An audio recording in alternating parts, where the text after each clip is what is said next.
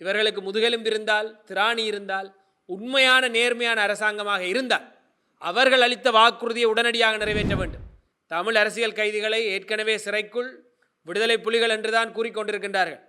எனவே சிறைக்குள் ஒரு அசாதாரண நிலை வரும்பொழுது அவர்களை கொல்வது தங்களின் கடமை போல் சிலர் செய்து விட்டுருவார். இப்படி நடந்திருக்கு, வரலாற்று சம்பவத்தை கூறுகின்றேன்.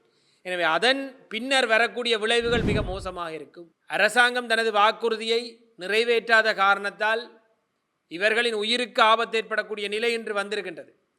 இவர்களுக்கு ஏதாவது ஒன்று நிகழ்ந்தால் அதற்கான முழு பொறுப்பையும் இந்த வாக்குறுதியை நிறைவேற்றாத இந்த அரசு ஏற்றுக்கொள்ள வேண்டும். நல்லூர் திருவிழா தினமும் காலை மாலை சிறப்பு நேரலையில் உங்கள் விளம்பரங்களும் இடம்பெற இன்றே அழையுங்கள். இந்த ஆட்சியாளர்கள் ஆட்சிக்கு வருவதற்கு முன்னர் குறிப்பாக தமிழ் பிரதேசங்களில் தமிழ் மக்களிடம் மிக தெளிவாக அரசியல் கைதிகள் அனைவரும் விடுதலை செய்யப்படுவார்கள் என்று வாக்குறுதிகளை வழங்கித்தான் வாக்குகளை பெற்றார்கள். அது மட்டுமல்ல, தங்களுடைய தேர்தல் விஞ்ஞாபனத்தில், கொள்கை பிரகடனத்தில் அரசியல் கைதிகள் அத்தனை பேரும் விடுதலை செய்யப்படுவார்கள் என்று அச்சடித்து அதனை வெளியிட்டிருந்தார்கள். ஒரு சிறந்த ஆட்சியாளர்கள் மக்களுக்கு பொய் சொல்லி வாக்குகளை வாங்க மாட்டார்கள். மக்கள் மத்தியிலே கடந்த ஆட்சியாளர்களின் பொய்களை தோலுரித்து காட்டி அவர்களைப் போல் நாங்கள் இருக்க மாட்டோம் என்று கூறி வந்த ஒரு ஆட்சியாளர்கள் இந்த அரசியல் கைதிகள் விவகாரத்தில் இன்று வரை ஒருவரை கூட விடுதலை செய்யவில்லை.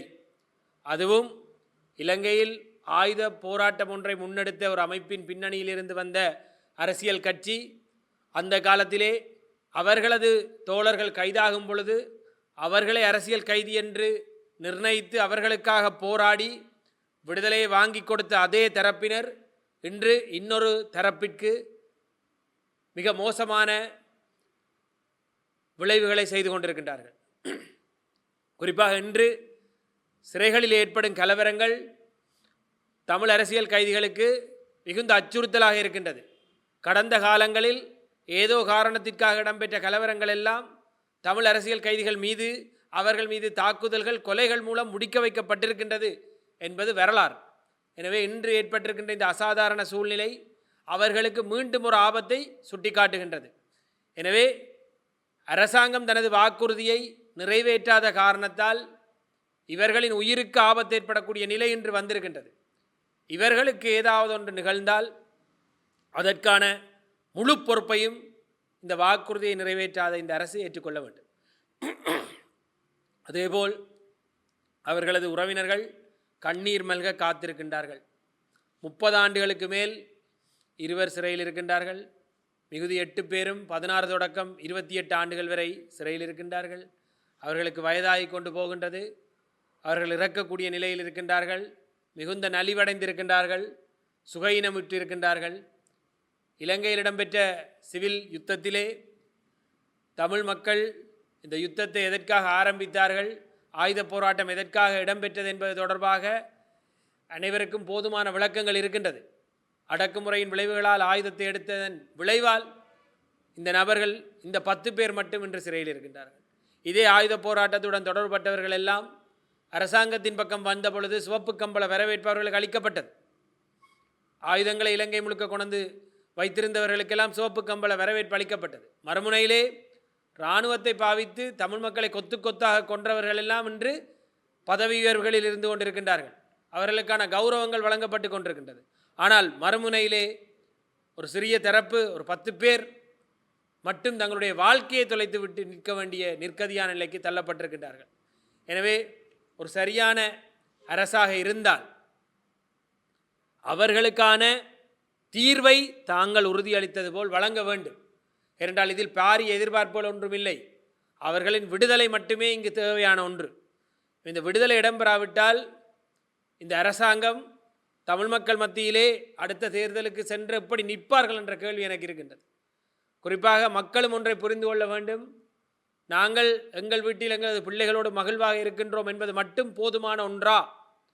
இன்னொரு வீட்டில் ஒரு தாய் வருத்தப்படுகின்றார், ஒரு பிள்ளை தனது தந்தையை காணவில்லை என்று வருத்தப்படுகின்றது என்பதை எங்களுக்கான ஒரு சொந்த வருத்தமாக, எங்களுக்கான ஒரு வலியாக நாங்கள் எடுத்துக்கொள்ள வேண்டும். அவர்களுக்காக நீங்கள் ஒவ்வொருவரும் குரல் கொடுக்க வேண்டும். மக்களின் குரல்தான் இன்று அவர்களை காப்பாற்றக்கூடிய நிலைக்கு எங்களை கொண்டு வந்திருக்கின்றது. எனவே மக்கள் தயவு செய்து ஒன்றாக இணைந்து என்பிபி அரசு தனது வாக்குறுதி நிறைவேற்றும் வேண்டுமென்ற அந்த ஒற்றை குரலை நாங்கள் அனைவரும் சேர்ந்து எழுப்ப வேண்டிய ஒரு நிலை இருக்கின்றது. இன்று குரலற்றோர் குரல் அமைப்பினுடைய ஒருங்கிணைப்பாளர் கோமகன் மற்றும் எங்களுடைய அமைப்புகளைச் சேர்ந்த பல்வேறு தோழர்கள் இன்று இங்கு கூடியிருக்கின்றோம். நேற்று கலந்துரையாடலில் ஈடுபட்டோம். இதற்கான ஒரே காரணம், அரசியல் கைதிகள் அனைவரும் விடுதலை ஆக வேண்டும் என்பதில் எங்கள் அனைவரிடமும் எந்த விதமான மாற்று கருத்தும் கிடையாது. அவர்களது பின்னணி குறித்தோ குற்றம் குறித்தோ ஆராய வேண்டிய எந்த அடிப்படையும் இங்கு கிடையாது. 30 ஆண்டுகளுக்கு மேல் சிறையில் வாடியவர்களை பற்றி நாங்கள் பேச வேண்டிய அபிப்பிராயம் இங்கு கிடையாது. அவர்களது விடுதலை ஒன்றே இன்று தேவையான ஒன்று என்பதை நாங்கள் மீண்டும் மீண்டும் வலியுறுத்துகின்றோம். இங்கு ஏற்கனவே அவர்களுடைய வரலாறுகள், என்பிபியினுடைய வாக்குறுதிகள் தொடர்பாக எங்களுடைய தோழர்கள் மிக தெளிவாக குறிப்பிட்டிருந்தார்கள். அதுவும் குறிப்பாக இன்று சிறைகளில் ஏற்பட்டிருக்கின்ற அசாதாரண சூழ்நிலை இறுதியில் எங்கு வந்து முடியும் என்று எங்களுக்கு ஓரளவு தெரியும். எனவேதான் முன்னெச்சரிக்கையாக இந்த அரசாங்கத்துக்கு ஒன்றை சொல்லி வைக்க விரும்புகின்றோம் என்பதை இந்த அரசாங்கத்துக்கு நாங்கள் நினைவுபடுத்த விரும்புகின்றோம். குறிப்பாக அமைச்சர் சந்திரசேகரன் போன்றவர்கள் இன்று யாழ்ப்பாணத்திலிருந்து யாழ் மக்களை அரவணைப்பதாக நாடகமாடிக்கொண்டு மறுமுனையிலே இந்த அரசியல் கைதிகளின் விடுதலைக்காக ஏற்கனவே குரல் கொடுத்தவர்களாக இருந்து கொண்டு இன்று அந்த விடயம் தொடர்பாக எந்த ஒரு விடயத்தையும் பேசாமல் மௌனம் காப்பது அரசியலின் ஏமாற்றின் உச்சமாக நான் பார்க்கின்றேன். இவர்களுக்கு முதுகெலும்பு இருந்தால், திராணி இருந்தால், உண்மையான நேர்மையான அரசாங்கமாக இருந்தால் அவர்கள் அளித்த வாக்குறுதியை உடனடியாக நிறைவேற்ற வேண்டும். இதில் இழுத்தடிப்பதற்கோ பின்னுக்கு போடுவதற்கோ எந்த விதமான விடயமும் கிடையாது என்பதை நான் மீண்டும் இந்த அரசிற்கு அழுத்தம் திருத்தமாக கூறிக்கொள்கின்றேன். நன்றி. நல்லூர் திருவிழா தினமும் காலை மாலை சிறப்பு நேரலை. நேரலையில் உங்கள் விளம்பரங்களும் இடம்பெற இன்றே அழையுங்கள்.